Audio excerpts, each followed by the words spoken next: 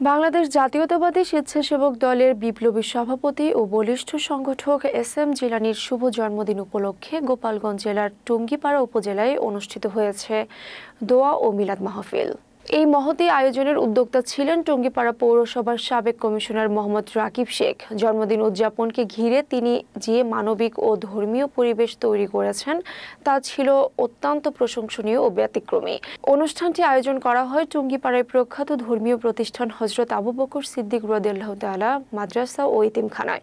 সেখানে মাদ্রাসার সব এতিম শিশুর উপস্থিতিতে মিলাদ মাহফিল ও দোয়ার আয়োজন হয়।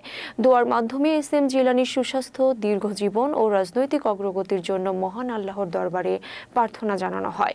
উক্ত অনুষ্ঠানে উপস্থিত ছিলেন গোলাম কিবরিয়া সাগর, টুঙ্গিপাড়া পৌর স্বেচ্ছাসেবক দল মোহাম্মদ খালিদ বিশ্বাস, টুঙ্গিপাড়া উপজেলা বিএনপির মোহাম্মদ জসিম হাওলাদার, উপজেলা স্বেচ্ছাসেবক দল মোহাম্মদ আবুজার হাওলাদার, ইউনিয়ন স্বেচ্ছাসেবক দল টুঙ্গিপাড়া পৌরসভার সাবেক কমিশনার মোহাম্মদ রাকিব শেখ বলেন, এস.এম. জিলানী শুধু একজন রাজনীতিক নন, তিনি একজন মানবিক নেতা যিনি সবসময় দেশ ও দলের মানুষের পাশে থেকে কাজ করে যাচ্ছেন। তার জন্মদিনে এতিম শিশুদের নিয়ে দোয়ার আয়োজনে নিঃসন্দেহে একটি অন্যান্য দৃষ্টান্ত।